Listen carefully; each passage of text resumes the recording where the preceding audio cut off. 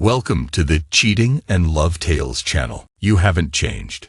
That was the first thought that flared up in my mind the moment I saw the new lingerie, black lace with sheer edges, tossed across our bed in a way that didn't feel quite right.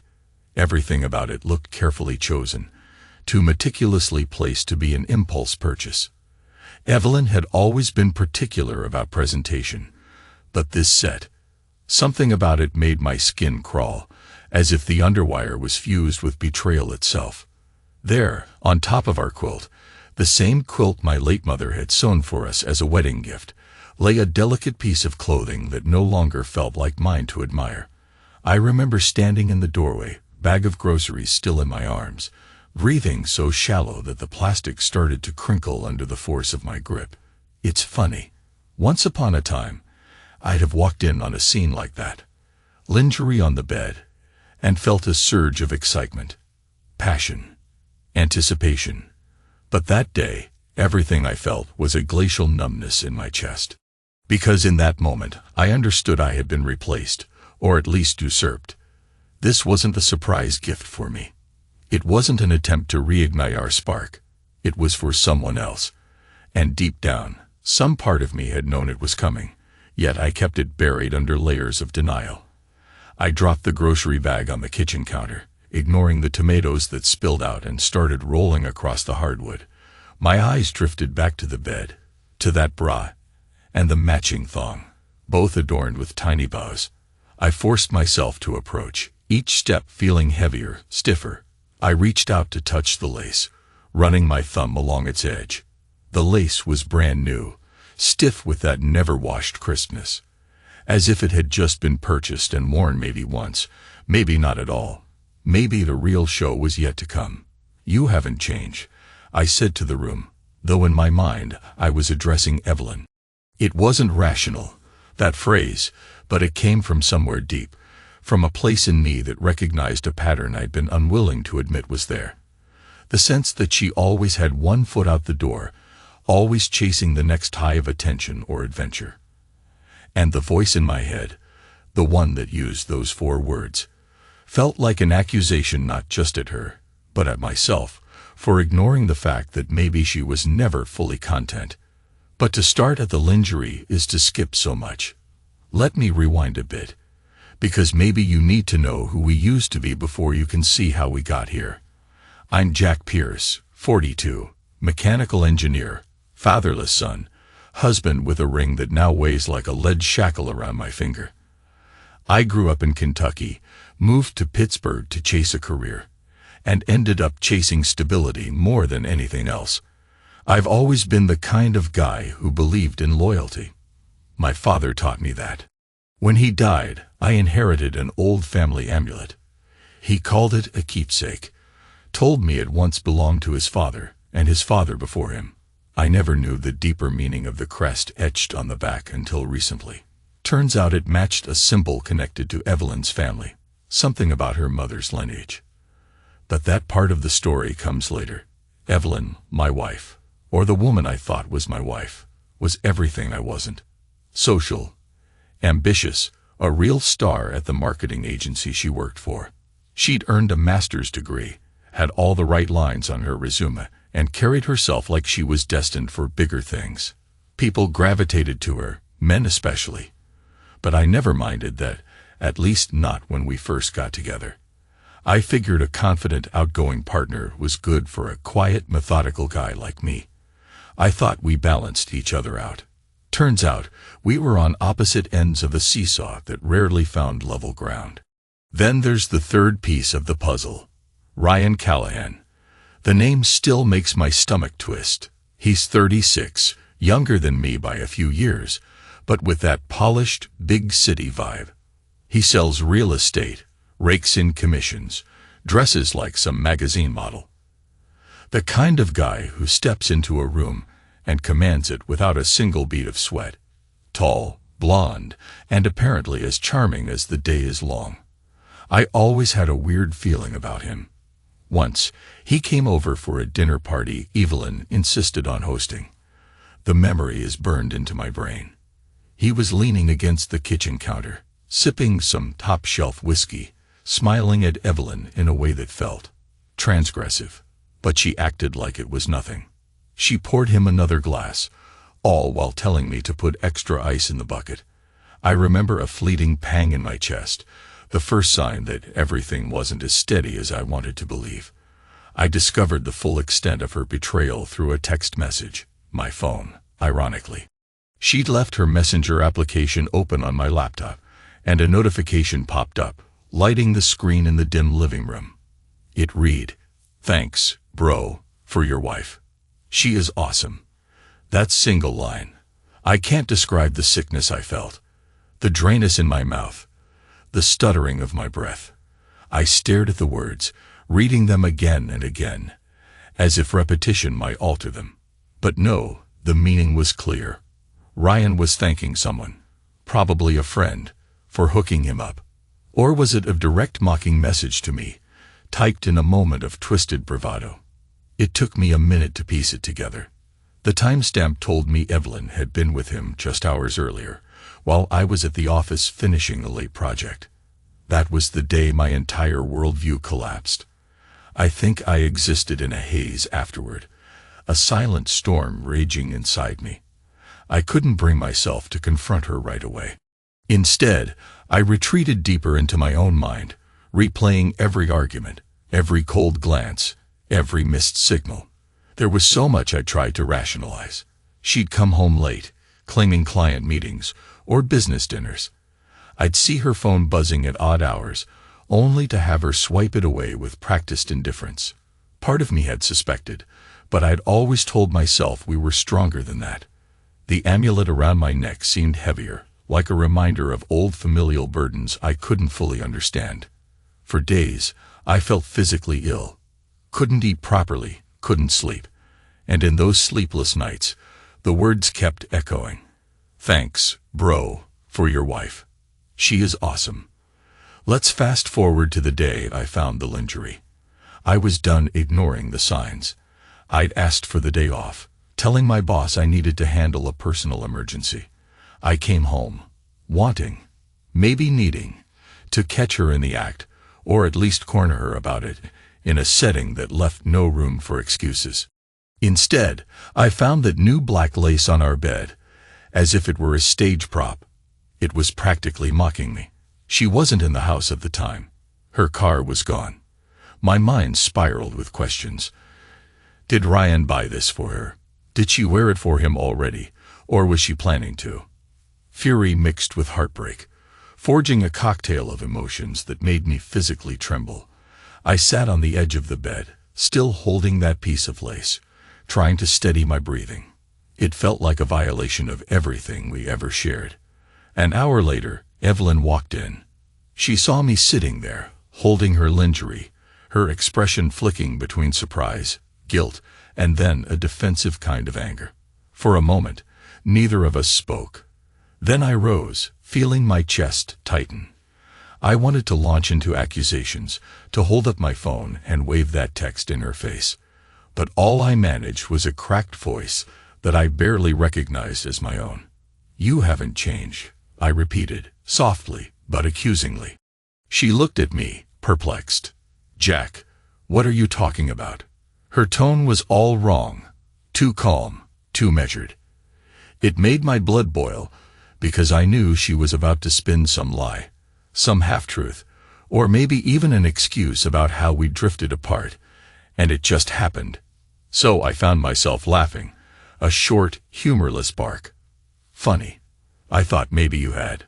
But it turns out, the only thing that changed was my willingness to see the truth. Then I reached for my laptop on the nightstand, flipped it open, and displayed the message. She froze. Her eyes darted from the screen to me, and I watched her face cycle through a million micro-expressions: fear, anger, frustration, regret. "Maybe. Jack, it's not what it looks like," she finally said, voice trembling, though whether from fear or desperation, I couldn't tell. I repeated her words, a hollow echo, "Not what it looks like." Then I tossed the lingerie at her feet. "What do you call that, then? This, lying out here like a stage costume? Are you going to tell me you bought it for me?" For a special anniversary. Because it seems like you haven't been interested in that with me for a long time. She didn't move to pick it up. Instead, she stood there, arms folded, eyes brimming with some combination of tears and indignation. Jack listened, but she paused, shaking her head as if she was the one in pain. I realized, with a kind of bitter clarity, that she was about to spin a script. One she probably rehearsed in her mind just in case I ever found out. Was it him? I asked, voice cracking. Ryan? The real estate hotshot. She swallowed, and it told me more than words ever could. Silence is sometimes the loudest confession. I felt the muscles in my jaw tighten so hard, I thought my teeth might shatter. My heart was pounding in my ears, and though I wanted to scream at her, rail at her for shattering the life we built, I found myself pinned down by the weight of something deeper. Betrayal wrapped in a cold, suffocating acceptance. If you want to talk. She started toward me, but I held up a hand to stop her. Talk about what, Evelyn? How you lied to me. How you snuck around with that snake, that. My voice cracked, tears threatening. I cleared my throat hard. No, I've got nothing to discuss. You want to keep secrets, you keep them, but don't stand there and pretend you're ready for a heart-to-heart after you made a fool of me. She stared at me, tears finally spilling over. I'm sorry, she whispered. I never wanted to hurt you. I laughed again, a hollow sound. You think that matters. I read his text. I saw how he gloated, calling you his. You let him. You let him do that to me, to us. For a moment, I saw a flicker of defiance in her eyes, like she was about to argue that I had some part in this, that I'd neglected her or failed to keep our marriage interesting. But she said nothing, because maybe even she realized how cheap that argument would sound. Instead, she sank onto the bed, pressing her palms against her temples. It just happened, Jack. Things got stale between us, and I felt invisible. Invisible, I repeated. Another short laugh, though my throat felt raw. You should try standing in my shoes right now. There's no invisibility here, only a hell of a lot of humiliation. She opened her mouth, but no words came out. The silence was excruciating. I just walked past her, ignoring the pang in my chest as I glimpsed the trembling of her shoulders. Some sick part of me wanted to comfort her. Old habits die hard. But I forced myself out of that room, out of that swirling confusion. I didn't file for divorce that night. For reasons I still can't fully articulate, I stayed in the house, locked in the guest bedroom. Maybe I was punishing myself. Maybe I was still in shock. I thought about my father's amulet, the one I had tucked into a small wooden box in my nightstand. I pulled it out in the dim light, running my thumb over the crest. My father used to say it was for guidance whenever we lost our way. I never believed in that mystical talk, but in that moment, I was desperate for anything that might anchor me. The following day, I got up before dawn. My eyes were gritty from lack of sleep. I rummaged around, found black garbage bags in the garage, those big industrial-strength ones used for yard work. I marched into our bedroom, found Evelyn sleeping sideways on the bed, tear stains on her cheeks. Quietly, methodically, I opened her closet and started pulling out dresses, stuffing them into the bags. Silks, satins, every color you could imagine. Garments I'd once found enchanting. Now they felt like mocking symbols of her facade. She must have sensed my presence, because she shot upright, hair tangled around her face. Jack, what are you doing? Clearing out the closet, I said simply. My voice was deadpan. I don't need your costumes in here anymore. Stop it, she cried, lunging to grab at one of the dresses. You can't just. These are my clothes. Stop. But I was beyond reason. I yanked the bag away from her. Don't worry, I said, my voice shaking with suppressed rage. I'll make sure they go to someone who needs them. Someone who'll appreciate them, or at least not use them as part of a lie. She tried to argue, tried to wrestle a bag from me. I refused to loosen my grip. My arms were trembling, tears threatening to spill over again. I'm done, I hissed. Done holding my breath, done making excuses for you, done believing we can fix this. She stood back, chest heaving. I saw something in her eyes then, maybe genuine remorse, or maybe just panic. Jack, please. She reached out, but I sidestepped her. I wasn't interested in hearing how sorry she was. Not now. That same morning, I loaded the bags into my car, ignoring her pleas. I drove across town, to the rough side of Pittsburgh, where the buildings looked tired, and the people wore the weight of hard living. Maybe it was irrational, but I wanted to give the dresses away. I pulled up in an alley near a cluster of battered apartments, popped my trunk, and started handing them out to whoever would take them. A few women approached, confused at first, then grateful. From heart to heart, I whispered, fighting not to choke on the bitterness in my own voice. Each time I gave away a dress, I felt a strange wave of relief and heartbreak combined.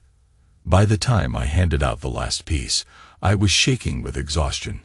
I sat in the driver's seat, eyes closed, trying to breathe. People talk about heartbreak like it's this poetic thing, but it's more like a silent disease that rots you from the inside. You can smile, nod, go through motions, and no one knows you're dying behind your eyes. I remember gripping the amulet around my neck, though I'd put it on that morning, hoping it might give me courage, and thinking about my father. He'd once told me betrayal from someone you love can either destroy you or fortify you. It was up to me which path I'd take. I wanted to hate Evelyn, but the truth was, I hated myself just as much, for not seeing it sooner, for letting her treat me like a placeholder in my own marriage. When I got back, the house was eerily quiet. Evelyn was in the kitchen, her face drawn, eyes rimmed red from crying. She watched me approach, but neither of us spoke for a while. Finally, she cleared her throat.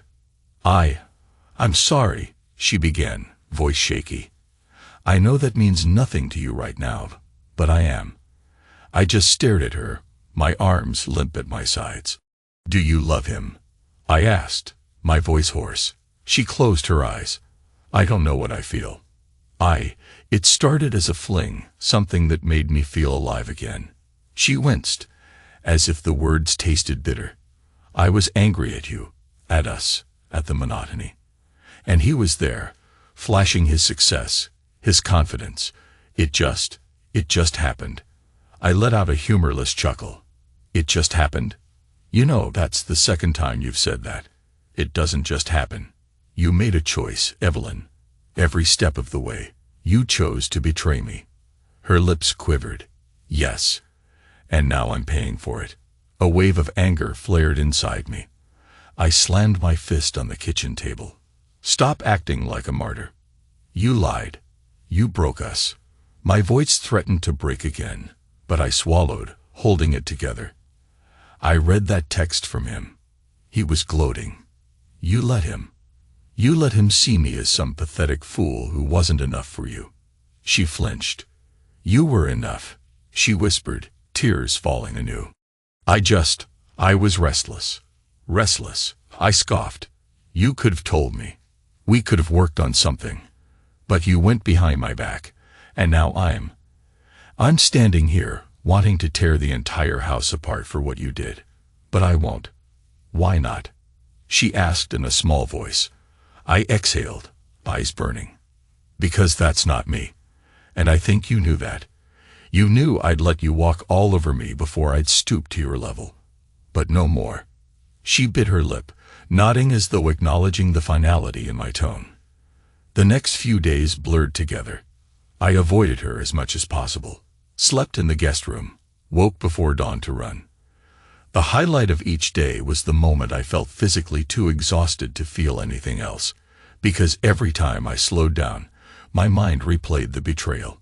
I could still see that lingerie on our bed, could still hear Ryan's arrogant voice in my imagination, mocking me. One evening, I arrived home late from a jog, sweat soaking through my t-shirt. Evelyn was waiting in the living room, fiddling with a half-empty glass of wine. She looked up, her eyes puffy, face pale. Jack, we need to talk about the future. I tossed my keys on the coffee table. What future? I asked, a hollow dryness in my voice. Do you want to? Maybe see a counselor. We could try therapy, or... My laugh was sharp, bitter. Therapy. Evelyn, a counselor can't unsleep you from another man's bed. She winced. I know. I can't believe this is how we end. We had so much history. That's exactly it, I snapped. We had history. Now it's tainted. You took everything we built and set fire to it. We can't just put the ashes back together. She tried to approach, but I held out an arm. Don't, I warned. I'm not in the mood for false comfort. She swallowed. I understand.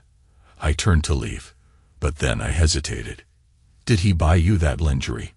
I asked over my shoulder, unable to stop myself. She hesitated, then nodded slowly. He said it would look beautiful on me, she admitted quietly. My jaw muscles twitched. Did it? I managed. Did you wear it for him? She looked away. Silence, again. That was all the answer I needed. With a shuddering breath, I walked out of the living room, marched up the stairs, and locked myself in the guest room. It was small consolation that I'd already gotten rid of most of her fancy dresses. The imagery in my head was enough to keep me awake, haunted, until dawn. I went through my daily life like a man possessed. My coworkers commented on my gaunt appearance. I shrugged off their concerns. I threw myself into a major project at work, ignoring phone calls from Evelyn, texts from my sister who lived a few states away, even invitations from my old buddies. If I stayed busy enough, I wouldn't have to face the howling emptiness that came at night. But eventually I knew I had to confront the next step. What was I going to do about Ryan? Part of me wanted to let him fade away, to treat him like a scorpion that had crawled into my house uninvited. But that text he sent, "Thanks, bro, for your wife. She is awesome," kept replaying in my head. The arrogance, the absolute gall. One evening, after a particularly grueling day, I found myself outside his downtown loft. I'd somehow gleaned his address from Evelyn's phone records. Call it snooping, call it obsession. I needed to see the man who had so casually disrespected me. I waited in my car, engine off, just watching people come and go from the sleek high-rise. Dusk settled over the city, the streetlights flickering on. Finally, I saw him exit the front doors, looking every inch the successful hotshot. Tailored suit, expensive watch glinting under the building's lights. And there I was, an aging mechanical engineer with sweaty palms and a battered sense of pride. He walked toward a shiny black car parked near the curb, some fancy import. I stepped out of my vehicle, heart pounding.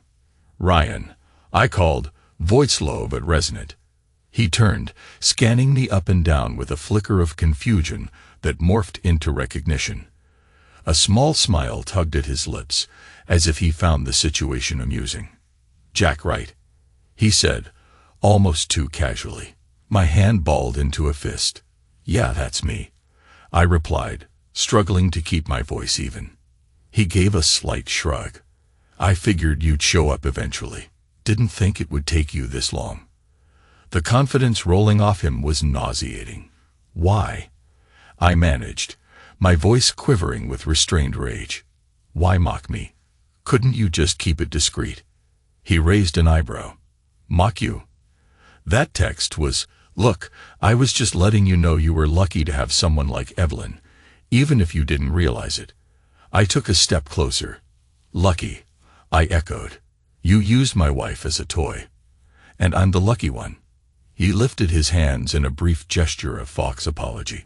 "Hey, she came to me, not the other way around. She was bored, man. Said you were stuck in your own head, never paying attention to her. I don't know. I gave her what she was missing." His words felt like a punch to the gut. "You talk about her like she's a commodity," I growled. He shrugged. "People use each other all the time. You should know that, Jack. Especially in business. It's nothing personal, just how the world works." That arrogance, that dismissive attitude, it pushed me past my limit.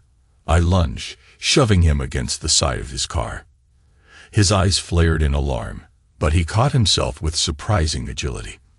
For a split second, I debated punching him, but I held back, chest heaving, fists shaking. I saw in his eyes the flicker of fear quickly masked by bravado. "Touch me again," he said, voice low, "and I'll press charges." I clenched my jaw, forcing myself to step back. The last thing I needed was a lawsuit. "You ruined my marriage," I hissed. He snorted. "No, your marriage was already ruined if she came looking for me. You just happened to find out." "That's not on me, bro." For a moment, we stared each other down.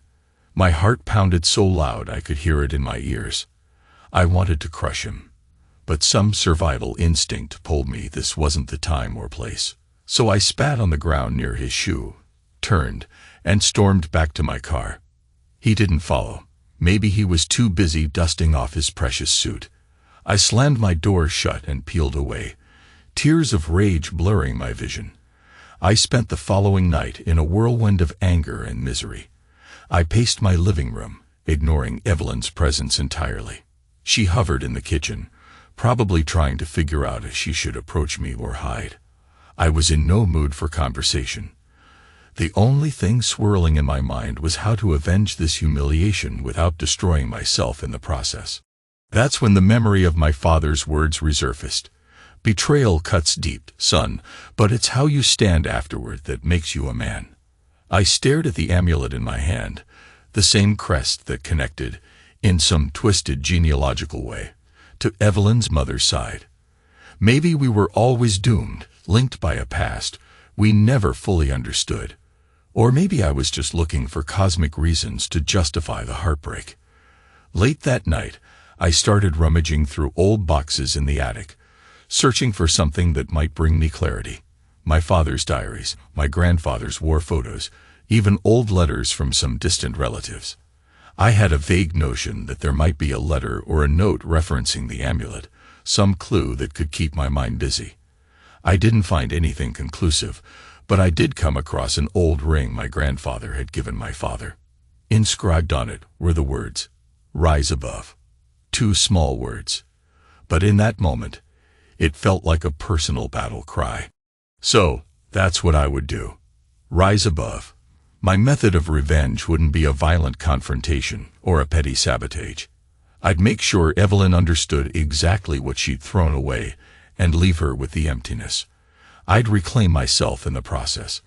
That night, as I lay awake, I formulated a plan. It was messy, half-formed, but it gave me the first spark of purpose I'd felt in days. In the morning, I cornered Evelyn in the kitchen. She was sipping coffee, her eyes still puffy from the tension that enveloped the house. I set down a manila envelope on the table.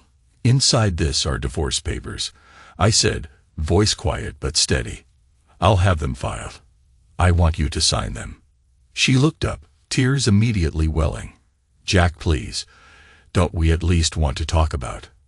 I shook my head. "No. This is your mess, Evelyn. You wanted excitement. You got it. Now you can deal with the consequences." She rubbed her temples, her lips trembling. "I deserve this, I know. But can we at least go slowly? I don't even know where I'd move." I shrugged.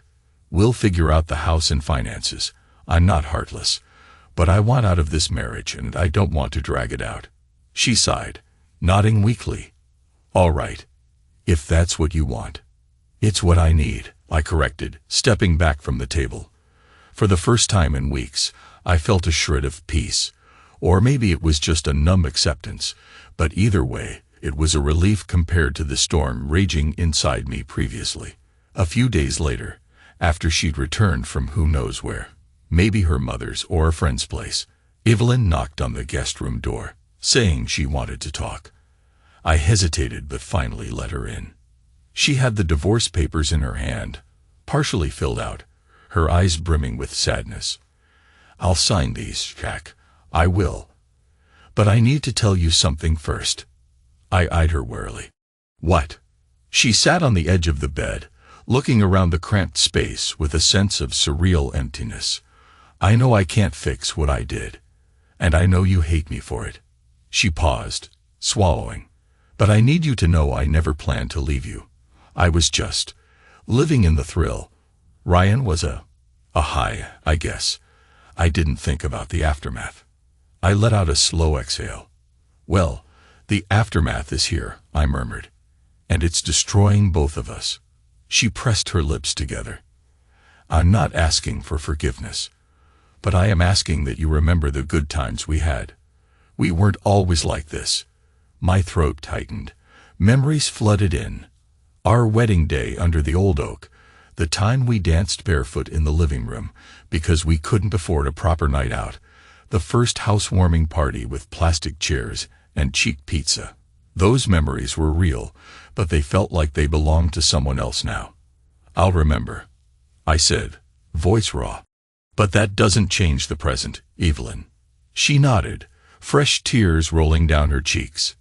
"I know." Then, with a shaky hand, she signed the documents. My heart jolted at the finality of it. That scribbled signature felt like a funeral for our past. Word got out among our small circle of friends that we were splitting. We told them it was irreconcilable differences, though I suspect many guessed the real reason. One night, an old buddy named Caleb invited me out for drinks, saying I needed a break. I hesitated. I rarely found solace in bars, but I agreed. We ended up in a dimly lit place near the outskirts of the city. Conversation was stilted at first, but after my second whiskey, I loosened up. "You sure about this, man?" Caleb asked, swirling his drink. "You two have been together for, 15 years?" I swallowed, the burn of the alcohol coating my throat. 16. But yeah, I'm sure. She betrayed me in a way I can't come back from." He nodded slowly, scanning my face. "I'm sorry, Jack. I always thought you guys were rock solid." I forced a tight smile. "Me too. But you know what they say. You never really know someone's heart. I guess I was blind." He sighed, clinking his glass against mine in a silent toast. "Here's to a better chapter ahead." The next morning, I woke with a mild hangover, but there was a clarity that accompanied the headache. I realized I needed to finalize my revenge in a way that felt satisfying. Sure, I had the divorce going, and I had rid the closet of her fancy dresses. But there was a more profound sort of retribution I could exact. Something about exposing the truth, making sure Ryan's smug face got a dose of reality, and ensuring Evelyn felt the weight of her choices. I remembered a short conversation I'd had with a coworker who dabbled in real estate law. He mentioned that Ryan's name had come up around the office, something about unscrupulous deals, borderline fraud in property flipping. My coworker Ted had said, "The guy is slick, but one day he'll slip up and the authorities will come knocking." An idea formed. It was risky, maybe even unethical.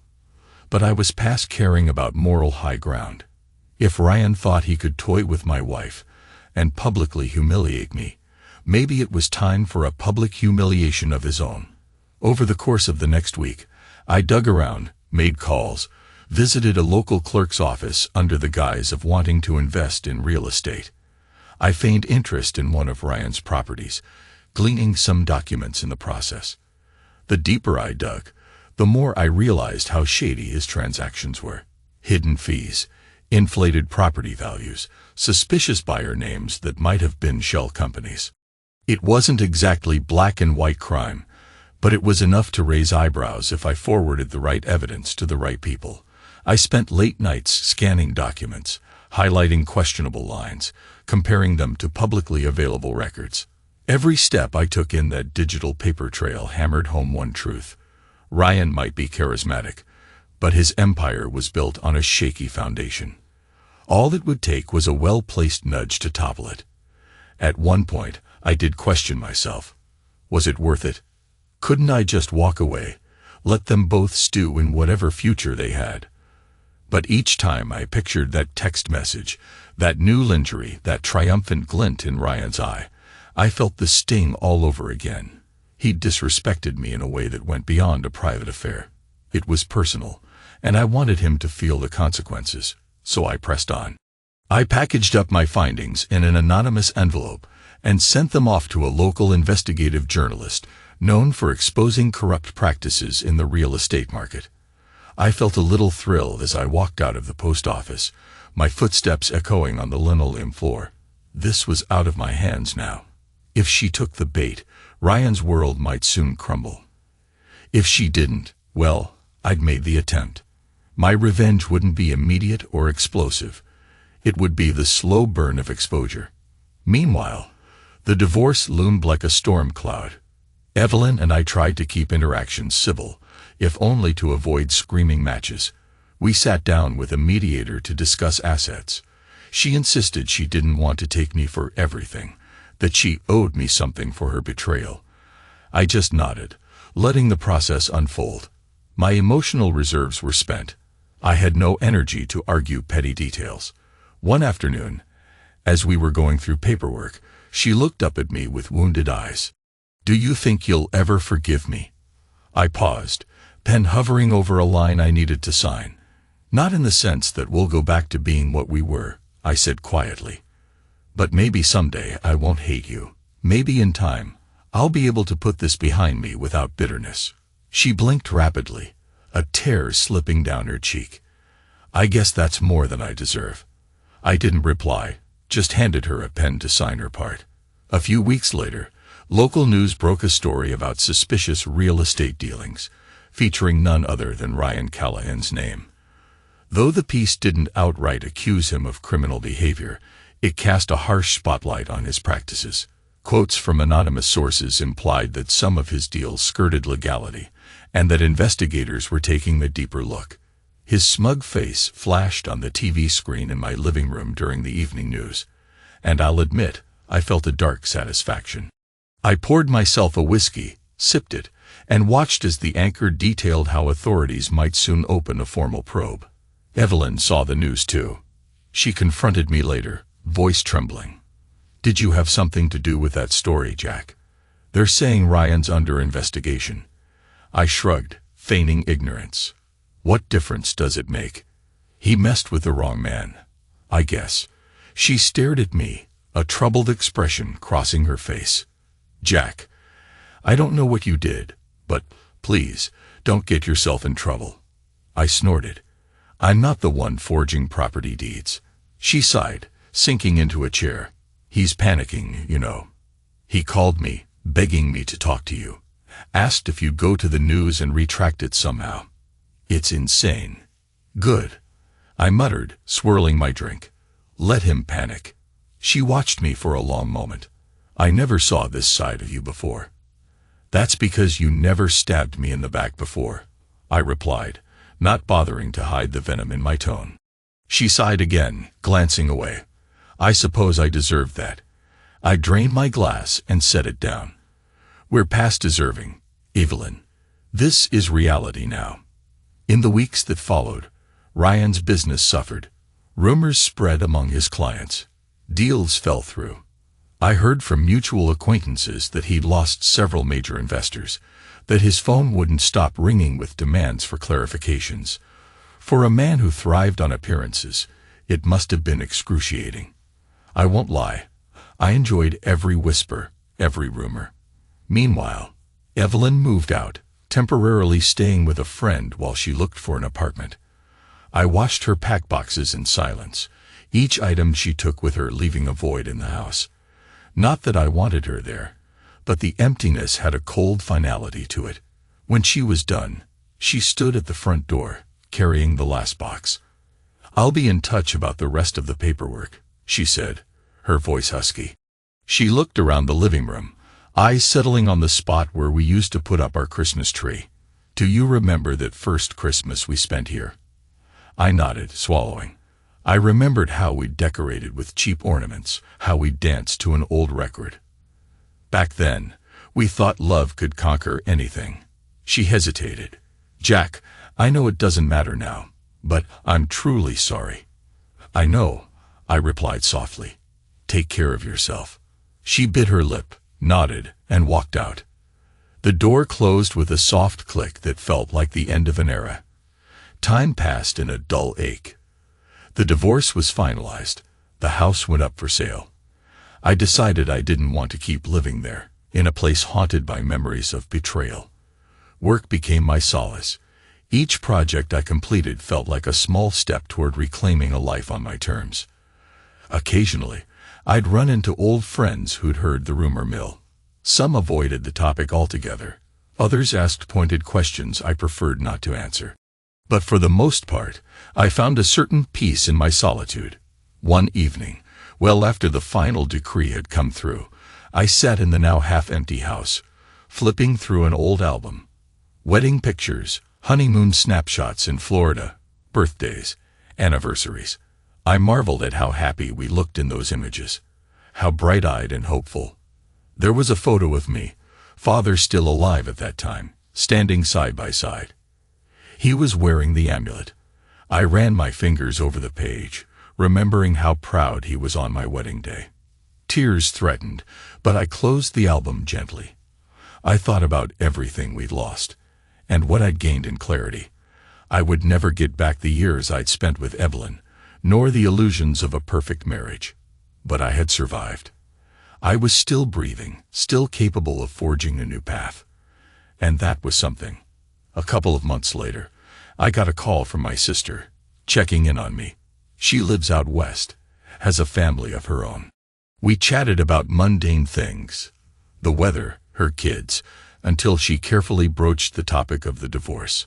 "How are you really?" she asked. I told her I was getting by, that I had plans to move into a smaller place closer to my job, maybe even adopt a dog.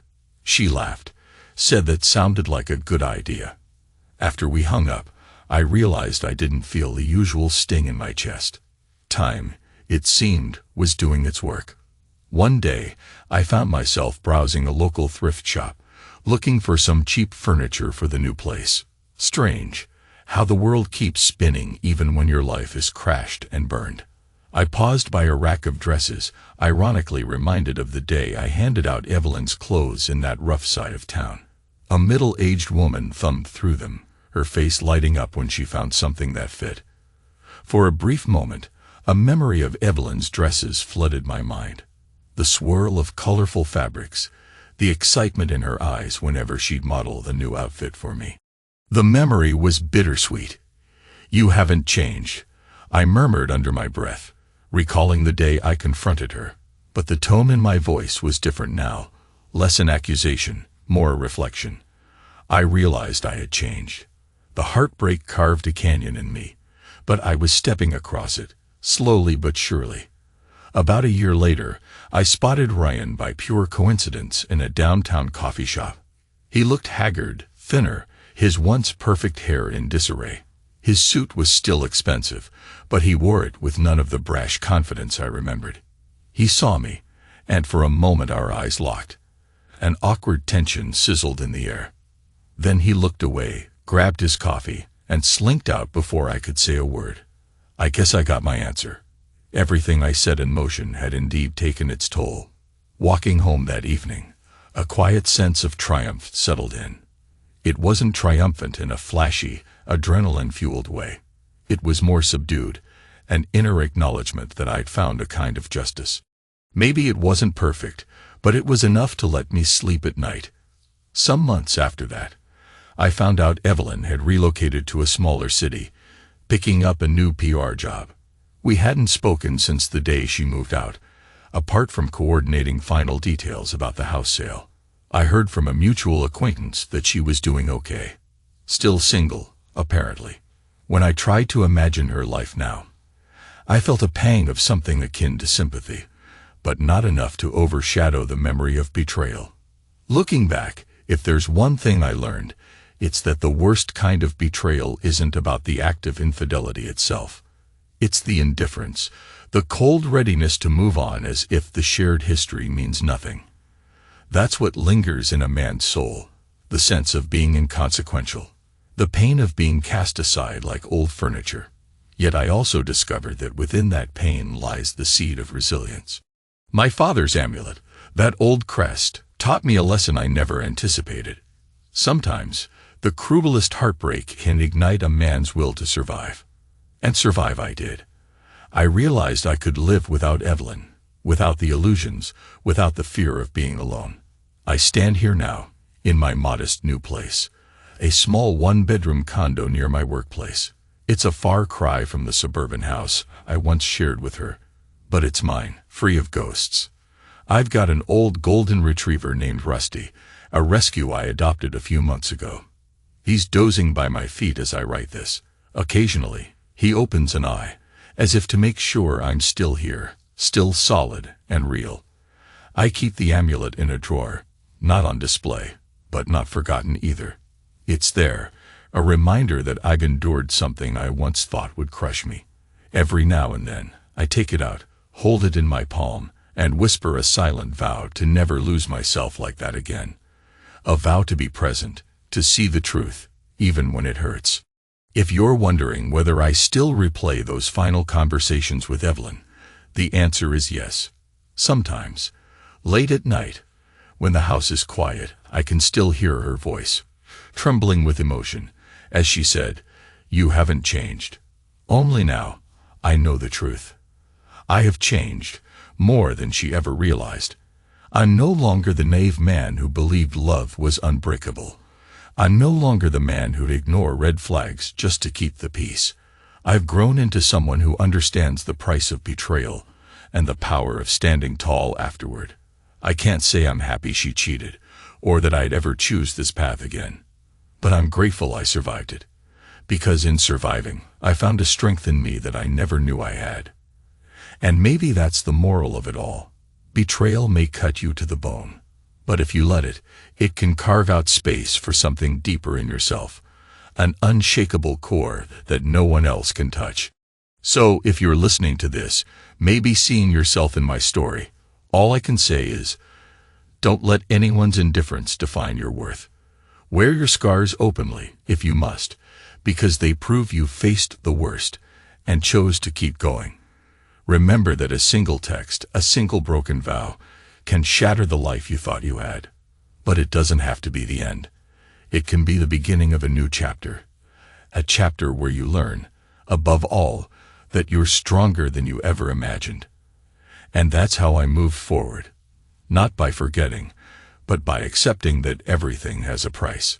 Her betrayal cost me my illusions, but it gave me back a sense of who I am when everything else falls away. And in the end, I'm still here, breathing, pressing on. She's just a memory now. A moral stain, yes, but also a testament to how deep betrayal cuts and how hard a man can rise after falling. I'm proof of that.